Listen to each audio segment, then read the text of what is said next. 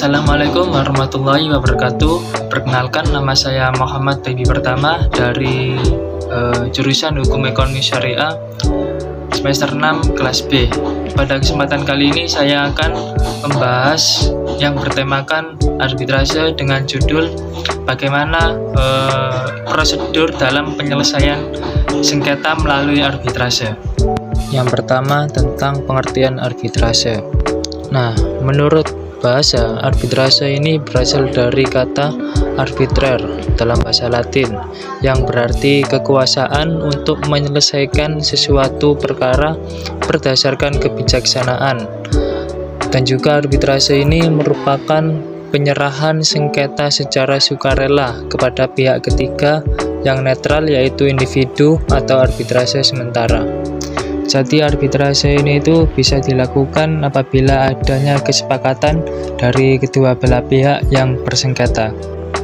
Kemudian menurut Abdul Qadir, beliau menjelaskan bahwa arbitrase ini itu adalah penyerahan sukarela suatu sengketa kepada seorang yang berkualitas untuk menyelesaikannya dengan suatu perjanjian bahwa suatu keputusan arbitrase akan final dan mengikat. Jadi pada putusan arbiter ini itu sifatnya final dan mengikat kedua belah pihak, sehingga pada putusan arbiter ini itu tidak bisa diajukan upaya hukum apapun, berbeda dengan pada putusan pengadilan yang bisa diajukan upaya hukum seperti banding, kasasi ataupun yang lainnya. Sedangkan menurut pasal 1 Undang-Undang Nomor 30 Tahun 1999 menjelaskan bahwa arbitrase ini adalah cara penyelesaian suatu sengketa perdata di luar peradilan umum yang didasarkan pada perjanjian arbitrase yang dibuat secara tertulis oleh para pihak yang bersengketa. Jadi pada intinya arbitrase ini itu merupakan salah satu cara untuk menyelesaikan suatu sengketa di luar pengadilan dengan kesepakatan ataupun perjanjian dari para pihak yang bersengketa. Selanjutnya terkait prosedur arbitrase. Yang pertama ada permohonan arbitrase. Jadi tahap awal pada prosedur arbitrase ini adalah dengan melakukan permohonan terlebih dahulu yang dilakukan oleh pihak pemohon kepada Sekretariat BANI atau Badan Arbitrase Nasional Indonesia. Tetapi ketika ingin mengajukan penyelesaian dengan arbitrase ini harus ada kesepakatan atau persetujuan dari para pihak yang bersengketa. Jadi jika ingin melakukan penyelesaian melalui arbitrase ini itu pemohon harus melakukan permohonan terlebih dahulu yang diserahkan kepada BANI dan juga melampirkan surat kesepakatan ataupun perjanjian bahwa para pihak itu setuju untuk melakukan penyelesaian sengketa tersebut melalui arbitrase. Nah, apabila yang mengajukan permohonan itu bukan pihak langsung yang bersengketa, maka harus disertakan dengan surat kuasa khusus. Yang kedua, pembayaran biaya arbitrase. Nah, setelah pemohon itu melakukan permohonan kepada Sekretariat BANI, maka pada saat mengajukan permohonan itu disertakan untuk melakukan pembayaran biaya. Nah, biaya tersebut itu diantaranya biaya administrasi sekretariat, biaya pemeriksaan perkara, biaya arbiter, maupun biaya-biaya yang lainnya. Nah, apabila jika ada pihak luar yang bersengketa itu ingin ikut serta dalam menyelesaikan sengketa tersebut, maka pihak tersebut itu akan dikenakan biaya administratif maupun biaya yang lainnya. Hal tersebut itu telah dijelaskan dalam pasal 30 Undang-Undang Nomor 30 Tahun 1999. Dikarenakan apabila pada saat pembayaran biaya arbitrase ini belum lunas, maka untuk melakukan penyelesaian sengketa melalui arbitrase ini itu tidak bisa dilakukan. Selanjutnya yang ketiga, pendaftaran arbitrase. Nah, pada pendaftaran arbitrase ini itu telah dijelaskan dalam pasal 7 peraturan dan prosedur arbitrase pada BANI yang menjelaskan bahwa ayat 1, setelah menerima permohonan arbitrase dan dokumen-dokumen serta biaya pendaftaran yang disyaratkan, maka sekretariat harus mendaftarkan permohonan itu dalam register BANI. Kemudian ayat kedua menjelaskan bahwa Dewan Pengurus BANI akan memeriksa permohonan tersebut untuk menentukan apakah perjanjian arbitrase atau klausul arbitrase dalam kontrak telah cukup memberikan dasar kewenangan bagi BANI untuk memeriksa sengketa tersebut.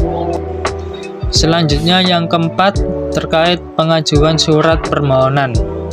Jadi pengajuan surat permohonan yang sebelumnya di awal itu sudah ada ketentuannya yang sudah dijelaskan pada pasal 8 ayat 2 yang menjelaskan bahwa surat pemberitahuan untuk mengadakan arbitrase sebagaimana dimaksud dalam ayat 1 memuat dengan jelas.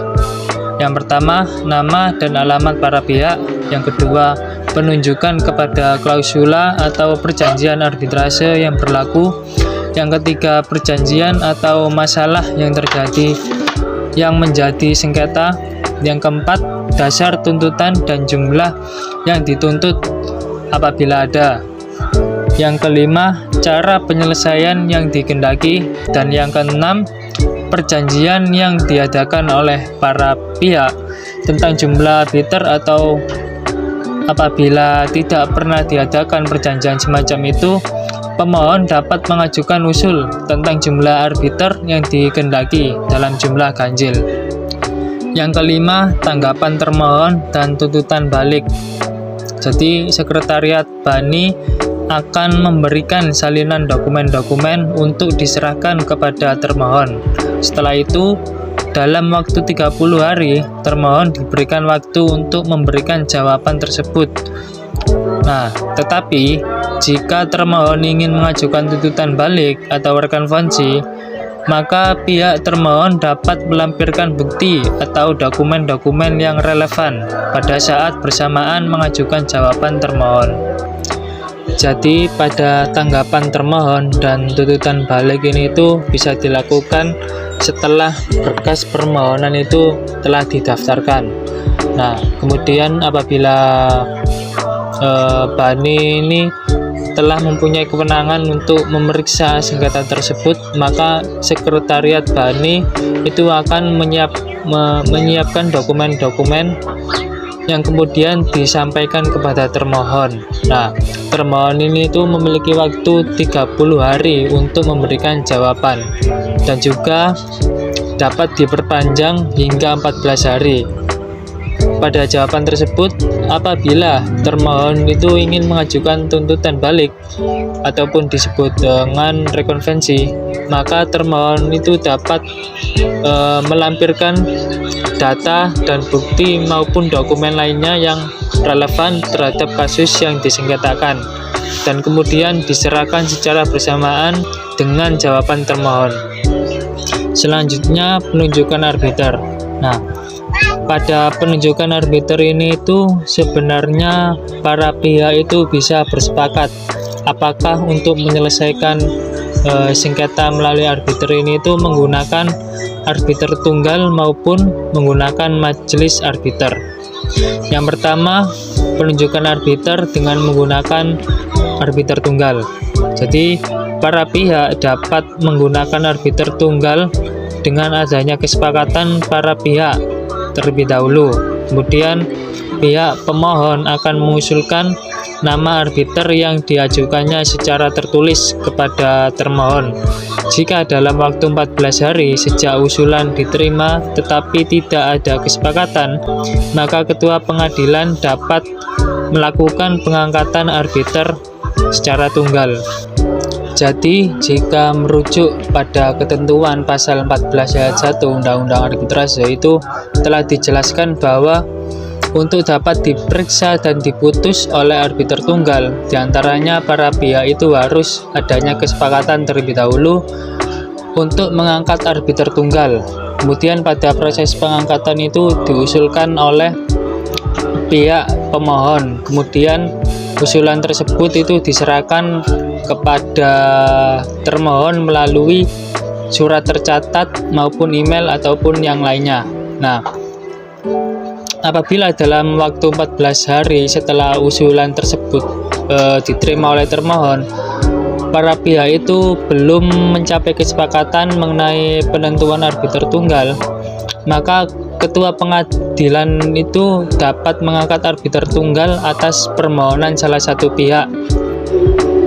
Selanjutnya yang kedua, penunjukan arbiter dengan menggunakan majelis arbiter. Jadi jika ingin mengajukan majelis arbiter, maka masing-masing pihak itu dapat mengajukan hanya satu nama arbiter saja. Kemudian nama arbiter tersebut yang dipilih oleh para pihak itu akan memilih arbiter ketiga untuk menjadi ketua majelis. Nah, tetapi jika dalam waktu 14 hari belum menemukan kesepakatan untuk menentukan arbiter yang terakhir tersebut, maka atas permohonan salah satu pihak, ketua pengadilan dapat mengangkat arbiter ketiga. Tetapi jika hanya salah satu pihak saja yang menunjuk arbiter, sedangkan pihak lain itu tidak melakukannya, padahal sudah dijelaskan majelis arbiter itu berjumlah 3, maka secara otomatis pada penyelesaian sengketa tersebut menjadi arbiter tunggal. Yang ketujuh, sidang pemeriksaan. Nah, pada proses pemeriksaan arbitrase ini itu dilaksanakan sebagaimana yang telah diatur di dalam undang-undang. Nah, undang-undang itu telah mengatur diantaranya yang pertama, pemeriksaan arbiter dilakukan secara tertutup, kemudian menggunakan bahasa Indonesia, harus dibuat secara tertulis, mendengar keterangan dari para pihak, dan putusan akhir paling lama ditetapkan dalam kurun waktu 30 hari sejak ditutupnya persidangan. Baik, sekian penjelasan materi dari saya mengenai prosedur penyelesaian sengketa melalui arbitrase. Kurang lebihnya mohon maaf. Wabillahi taufiq wal hidayah. Wassalamualaikum warahmatullahi wabarakatuh.